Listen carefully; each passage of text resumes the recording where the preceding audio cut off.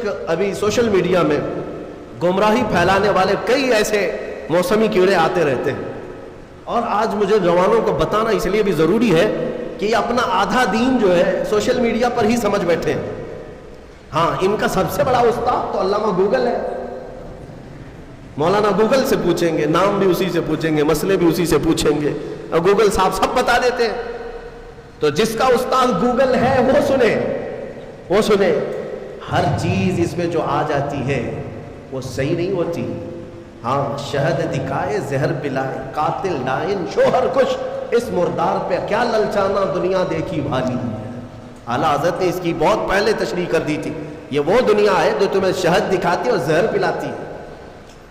کچھ لوگ ایسے آئے ہوئے ہیں اس میں، ایک شخص آیا وہ کہتا ہے کہ صرف قرآن، اس میں کسی حدیث کی ضرورت نہیں، حدیث لینا ہی نہیں ہے، نہ بخاری نہ مسلم نہ ترمذی نہ ابو داؤد نہ نسائی نہ ابن ماجہ نہ مشکات، کوئی حدیث نہیں چاہیے، قرآن ہی چاہیے، صرف قرآن سے۔ ہمیں یہ خبر ملی، کچھ نوجوان اس میں بہکتے چلے گئے، ہاں قرآن ہی تو سب کچھ ہے اس کے اندر، جب اللہ نے فرمایا سارا بیان ہم نے قرآن میں اتار دیا ہے، کوئی خشکی تری چھوڑا ہی نہیں، سب کچھ قرآن میں ہے، تو پھر حدیث کی کیا ضرورت؟ وہ شک ڈالتے ہیں۔ ارے ظالم، تو یہ تو بتا یہ قرآن اترا کس پہ ہے؟ یہ قرآن کہاں سے آیا؟ کون بتایا یہ آیت ایسی ہے؟ حضور کو چھوڑے گا تو ایک آیت بھی تجھے نہیں ملے گی۔ قرآن کس نے سنایا؟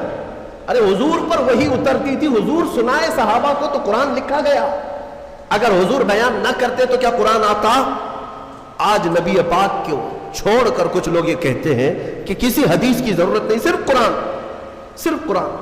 اے میرے عزیزوں، اس طرح کی گمراہیوں سے اپنے آپ کو بچا لو۔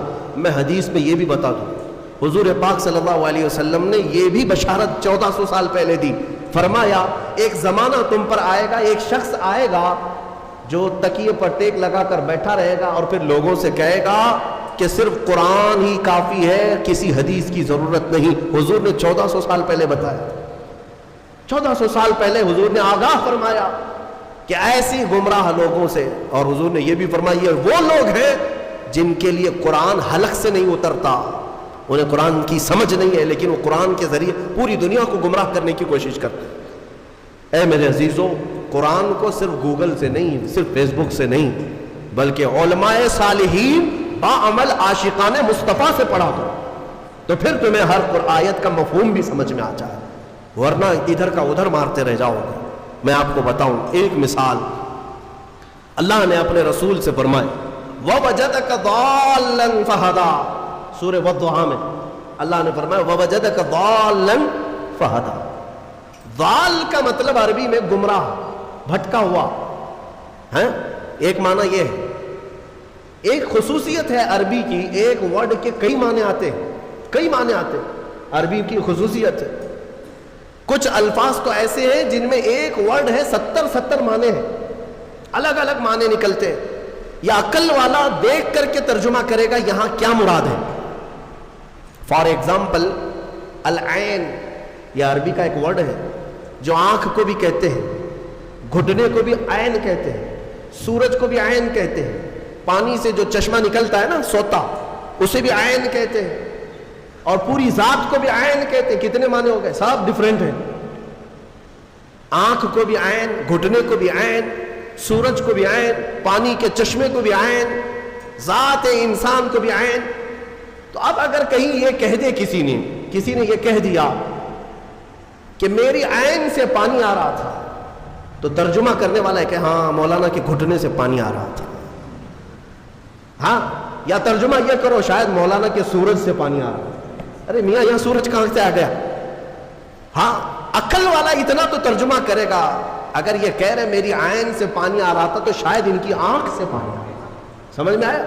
ہاں، اتنی تو سمجھ ماشاءاللہ ہمارا مجمع رکھتا ہے۔ اگر میں ایک جملہ کہہ دوں تو ترجمہ آپ خود ہی کر لیں گے۔ مثال کے طور پر اگر میں یہ کہہ دوں عربی میں کہ آج عین 6:30 بجے نکل گیا، تو آپ ترجمہ کیا کریں گے؟ مولانا کا گھٹنا 6:30 بجے نکل گیا، یہ کریں گے؟ آپ کیا کریں گے؟ سچ بتاؤ۔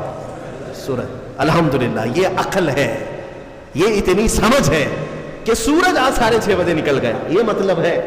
لیکن آؤ، جس کی مت ماری جاتی ہے، جس کے اندر عشق مصطفیٰ نہ ہو، کوڑ ہو، وہ ایسے ہی ترجمے کرتا ہے۔ ضال کا مطلب ہوتا ہے راستہ چھوڑا ہوا، بھٹکا ہوا، لیکن کچھ اچھے معنی بھی آتے ہیں اس کے، کچھ اچھے معنی بھی آتے ہیں، لیکن اچھے مکھی کو کہاں نظر آتے ہیں؟ وہ جسم میں جہاں زخم ہوگا وہیں بیٹھے گی نا، زخم جہاں دیکھتی وہاں بیٹھے گی، کیونکہ مکھی کو پیپ پینے کا شوق ہے، خون پینے کا شوق ہے، اچھی جگہ نہیں بیٹھے۔ بہرحال بلا تشبیہ و بلا تمثیل، حضور پاک صلی اللہ علیہ وسلم کو جب اللہ نے فرمایا وَوَجَدَكَ ضَالًّا فَهَدَىٰ، اے محبوب ہم نے آپ کو ضال پایا، تو کچھ لوگوں نے یہاں یہ تیر مار دیا، اے رسول ہم نے آپ کو بھٹکا ہوا پایا تو اب ہدایت دے دیا، آپ کو گمراہ پایا تو ہدایت دے دیا۔ ظالموں، اگر رسول ہی گمراہ ہے تو پھر امت کو کیا ہدایت دے؟ وہ خود بھٹکے ہوئے اگر تھے تمہارے ترجمے کے حساب سے، بے عشق مصطفیٰ جب اس طرح کی تک بندیاں کرو گے، تیر مارو گے تو یہی ہوگا۔ ان سے جا کر پکڑ کر کوئی پوچھے کہ رسول گمراہ کب تھے، کب تھے کہ اللہ نے انہیں ہدایت دیا؟ اگر وہ بھٹکے ہوئے تھے، گمراہ تھے اور اللہ نے ان کو ہدایت دیا تو ہمارا عقیدہ ہی ختم ہو گیا کہ رسول معصوم ہوتے ہیں، عقیدہ ہی ختم ہو جائے۔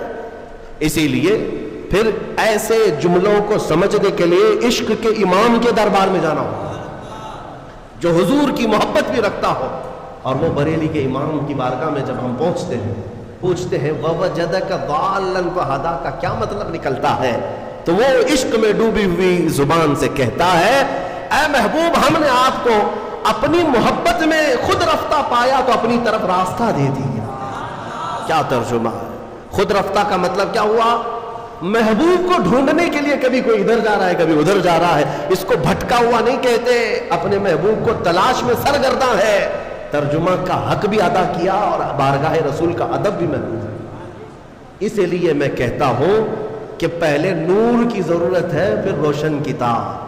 اگر نور نہ ہو تو روشن کتاب نہیں نظر آئے گی، اسی لیے نور مصطفیٰ کا واسطہ ضروری ہے، حوالہ ضروری ہے۔ انشاءاللہ اس بار ہم جو بھی تفسیر کریں گے وہ نور مصطفیٰ کی برکت سے کریں گے انشاءاللہ، اور ہم کوشش یہ کریں گے کہ کوئی تفسیر ہماری ذکر مصطفیٰ سے خالی نہ ہونے پائے، کوئی تفسیر ہماری، کوئی مجلس اور کوئی محفل ہماری ذکر مصطفیٰ سے خالی نہ ہونے پائے، اس لیے کہ ہمیں جو کچھ بھی ملا ہے یا رسول اللہ وہ تمہاری بدولت ملا ہے، اور اگر ہماری زبانیں تمہارا ذکر نہ کریں تو پھر یہ زبان کس کام کی ہے؟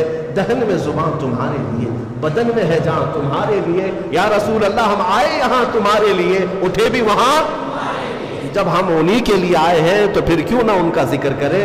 ہم مسلمان ساتھ میں اللہ تعالیٰ کا یہ شکر بجا لاتے ہیں کہ مولا تو نے اپنے حبیب کے چاہنے والوں کی جماعت میں ہمیں بنایا ہے، ہمیں اس جماعت میں رکھا جو صبح اٹھتی ہے تو مصطفیٰ جان رحمت پہ لاکھوں سلام کہتی ہے، اور اپنا سلام نمازوں کا پھیرتی بھی ہے تو کھڑے ہو کر یا نبی سلام علیکہ کہتی ہے۔ یعنی مولا کا یہ کتنا بڑا احسان ہے کہ اس نے اپنی عبادتوں کے لیے مسجد میں بلایا، لیکن ہماری مسجدیں عبادت خدا بندی کے ساتھ ساتھ مدینے کی طرف توجہ بھی دلا دیتی ہے، مدینے کی طرف رخ کرنا بھی سکھا دیتی ہے۔ وہ مسجد ہی کیا جو مدینے کا رخ نہیں دکھاتی، وہ مسجد ہی کیا جو مصطفیٰ کے چہرے کی طرف نہیں پیدا کرتی، دیدار کی طرف نہیں پیدا کرتی۔ اللہ تبارک و تعالی ہمیں کہنے سننے سے زیادہ عمل کی توفیق عطا فرما۔